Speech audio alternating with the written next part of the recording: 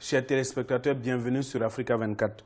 Le financement des petites et moyennes entreprises est un défi pour nombre d'institutions financières sur le continent africain. Conscient de ce défi, le Fonds africain de garantie et de coopération économique FAGAS a initié un salon africain de garantie. Cette initiative a connu sa première édition à Cotonou du 21 au 22 février 2019. Créé en 1977 à Kigali, au Rwanda, le FAGAS est une institution financière intergouvernementale spécialisée dans la promotion des investissements publics et privés. Ce fonds propose des garanties et de financement aux petites et moyennes entreprises. Et pour en parler dans ce présent numéro de décryptage, nous recevons sa directrice générale, Mme Minafou Fanta Koulibaly Kone. Présentez-nous brièvement le FAGAS, le Fonds africain de garantie et de coopération économique. Le Fonds africain de garantie et de coopération économique est un fonds qui a été créé par la volonté des chefs d'État. Et il regroupe donc 14 pays d'Afrique. Nous avons nos 8 pays de l'Afrique de l'Ouest. Nous avons au niveau de l'Afrique centrale le Cameroun, le Congo, le Tchad et la Centrafrique. Nous avons également le Rwanda. Et enfin, nous avons la Mauritanie. Donc nous sommes sur 4 zones monétaires distinctes. Et c'est aussi cela la beauté d'un fonds comme le FAGAS. Le fonds, clairement, intervient dans un contexte que nous appelons une stratégie partenariale avec les banques, ou même les SGI, ou même les institutions de microfinance, pour accompagner les PME qui sont elles-mêmes clientes de ces entités-là. Et quelles sont les missions de ce fonds? Il est vrai que le FAGAS totalise aujourd'hui 42 ans. Mais à ma prise de fonction, donc en 2017, je me suis rendu compte que le fonds n'était pas véritablement connu. Alors que l'objectif phare qui a mené à la création de ce fonds a été d'accompagner en fait les États dans leurs objectifs de développement. Donc c'est un fonds de garantie. Donc qui dit fonds de garantie, c'est un impulseur de tout ce qui est levier à faire bouger au niveau des investissements. Donc c'est un fonds de garantie qui doit accompagner tout ce qui est investissement.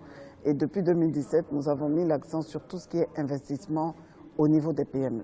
En termes de statistiques, quelle est la contribution du FAGAS dans le financement des entreprises sur le continent ou ses pays membres? Grosso modo, je pense qu'on parle de 2000 milliards de francs qui ont été investis grâce au levier que nous avons pu représenter. Il est vrai que ça peut paraître beaucoup, mais à mon avis, on peut faire encore mieux. Parce qu'il s'agit d'un levier justement qui permet qu'on ait un coefficient multiplicateur qui nous envoie en fait à avoir un potentiel d'aval que nous consommons au fur et à mesure que nous donnons notre accord d'aval à des projets qui sont financés par les banques.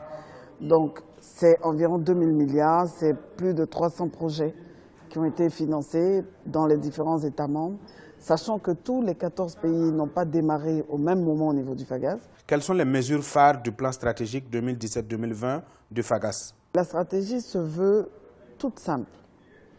Je dis toute simple parce qu'on part déjà sur des acquis.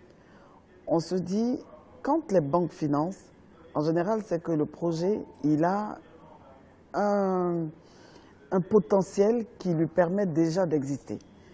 Et pour que les banques financent, elles ont besoin d'être couvertes par rapport aux risques qu'elles prennent. Donc nous, on vient en garantie à un maximum de 50% du niveau d'engagement de la banque. Ce qui veut dire que dans un projet, quand le promoteur vient avec son projet et qu'il a des fonds propres qu'il injecte dans le projet, nous, on partage le reste du risque avec la banque. Ce qui fait que la banque est plus encline à financer le projet. Parce que justement, avec la garantie financière que nous lui octroyons, aujourd'hui, il y a ce qu'on appelle les normes bâloises qui lui permettent également d'être couvert vis-à-vis des règles de la commission bancaire et donc de faire encore plus de crédit. Donc, avec la garantie du FAGAS, c'est plus d'opportunités en termes de financement que nous offrons aux banques, mais également plus d'opportunités en termes de financement que nous offrons même à la PME. Vous avez parlé d'un nouveau mode opératoire du FAGAS. Lequel et en quoi consiste-t-il? On a recentré nos activités uniquement sur la garantie, de sorte que nous intervenons dans tout ce qui est garanti. Donc on a ce qu'on appelle classiquement la garantie de portefeuille, qui est une ligne de garantie qu'on convient avec la banque de lui octroyer Et elle fait des imputations sur cette ligne, bien entendu sous certaines conditions que nous avons pris le soin d'arrêter dans une convention. En dehors de cela, quand on a des projets de plus grande envergure, on est capable de regarder avec la banque et de partager le niveau de risque de la même manière que quand il s'agit de la ligne de portefeuille. Et enfin, on a quand même pensé à avoir une ligne totalement dédiée à tout ce qu'on a comme micro ou mésofinance. Tout ça pour vraiment avoir un émaillage de tous les acteurs, en fait des petites aux moyennes entreprises véritablement. Votre mot de la fin à l'endroit des téléspectateurs? Je pense que mon mot de la fin, ce sera déjà des mots de remerciement parce que c'est vrai que le FAGAS a porté ce salon dans la mesure où c'est une initiative à laquelle nous avons cru et qui ambitionne véritablement de créer une plateforme d'échange. Donc pour nous, c'est important, c'est primordial que nous ayons des échanges en continu. C'est vrai qu'il s'agit de la première édition.